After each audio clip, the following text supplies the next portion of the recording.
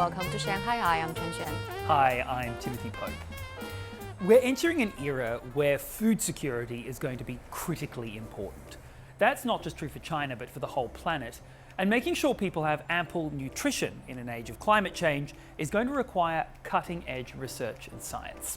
Swiss-based seed giant Syngenta has announced that it's bringing that to Shanghai with a major R&D facility, which will be the first of its kind in Asia. Zhang Shixuan sat down with Syngenta CEO Jeff Rowe to find out more. The big promise of technology is that it should make our lives and our work easier and more efficient. Agriculture might be one of the oldest forms of work there is. But modern agribusinesses have seized on the opportunity to innovate. We should expect between 20 and 30% efficiency gain. That means a few months, a few years? No, that would be years. He's talking specifically about the R&D cycle. We are seeing a shortened innovation cycle today.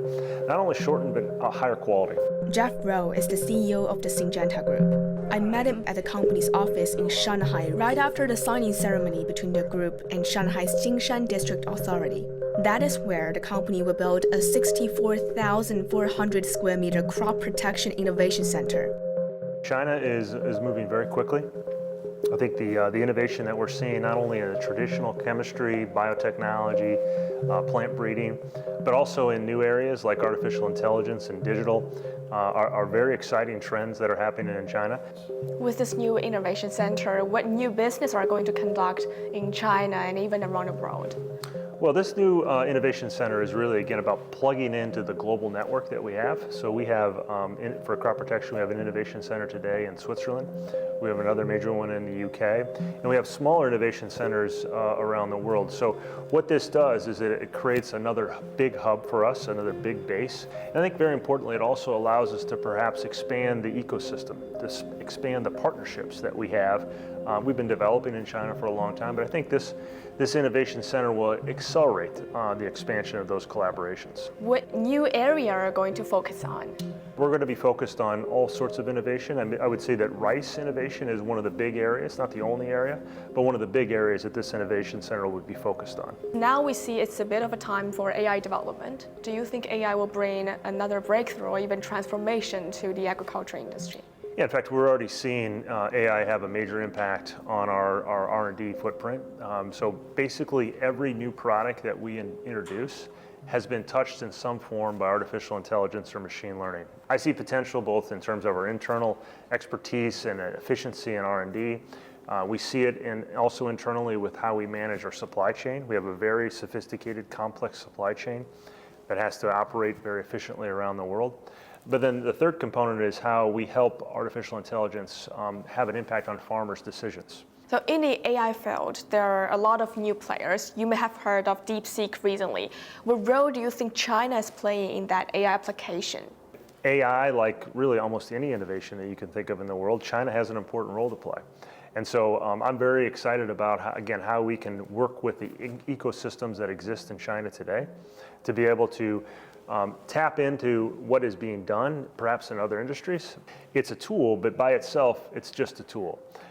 We bring the expertise and the practical situation that allows the tool to really have an impact on something that matters to society as a whole, which is food security and improving climate change. Will people be able to see this cooperation with your new research facility in Shanghai? Yes, I believe people will be able to see this. Now, it takes a while for innovation to get to market. We call ourselves a long cycle business. It takes quite a while, very similar to, say, the pharmaceutical industry.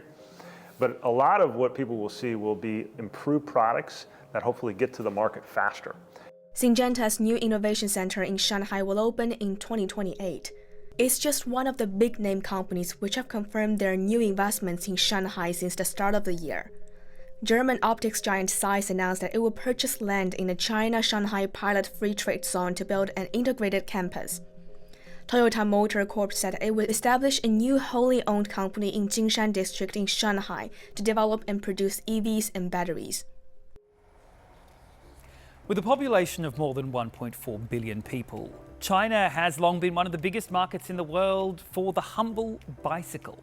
And now cycling is increasingly seen as not just a means of transport, but also a sport. What began as a niche activity around a decade ago has turned into a bit of a boom. Lei Shuran has more.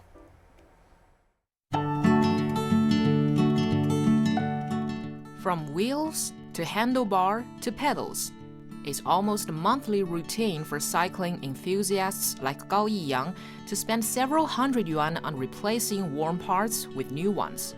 Pedaling himself forward gives him a pleasure not to be gotten from other sports, Gao says. And over the past few years, there have been more people who feel the same. I have been riding bikes for over 20 years. I ride a lot less right now, but still I try to squeeze as much time as possible to nearby cities like Suzhou, Hangzhou, just to ride bikes. I really witness the growth of the communities. I'm happy to see like more people join in the community and take up biking as a hobby or as a sport. All around the country, especially in major urban centers such as Beijing, Shanghai, and Hangzhou, bikes are no longer defined just as tools for daily commutes for people like Gao. And many city clubs are emerging now to gather cyclists together. Those connections are formed not just at brick-and-mortar shops, but also online communities. 每周都有骑行活动，基本上都是在周末，一次在20人到50人之间，比以前呢肯定是要增加很多了。通过一些社交媒体的宣传，让更多的人知道了自行车运动是怎么样一个活动，它的过程是怎么样的，他会去哪里骑车，我骑车的过程当中我能看到什么，我能感受到什么。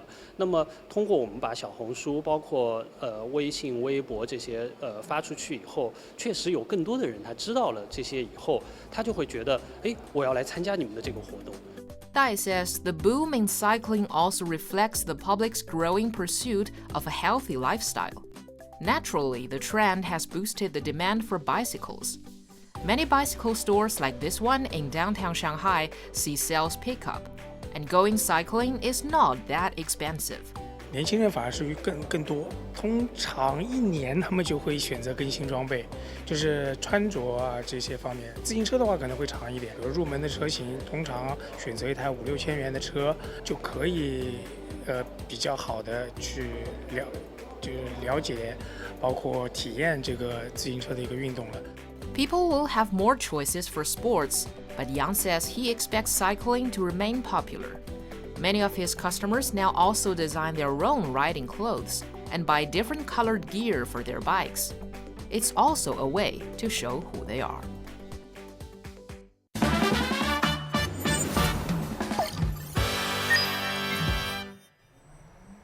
Time for Shanghai A to Z.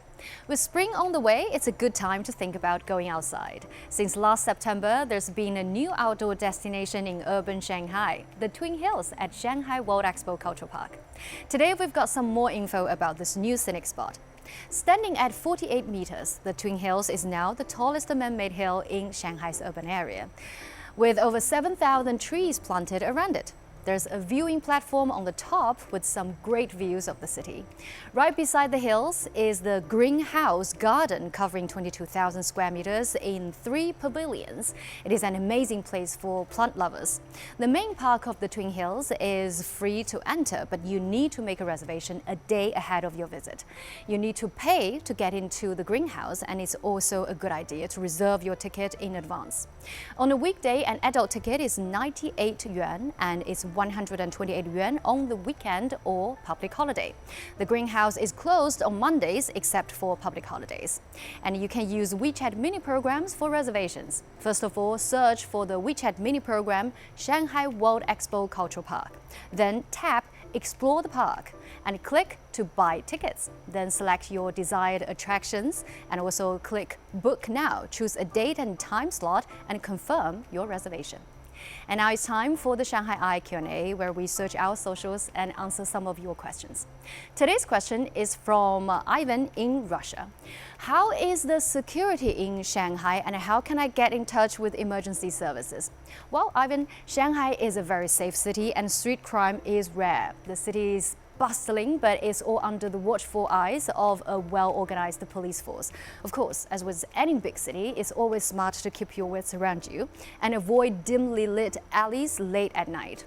In case of an emergency, you can call 110 for police, 119 for the fire department, and 120 for medical assistance. If you've got a question for us, you can find us on the socials. As usual, we'd love to hear from you. And you can find all our content online as well. Join us here as well on Dragon TV, Monday to Friday. Thank you so much for watching and see you next time. Bye.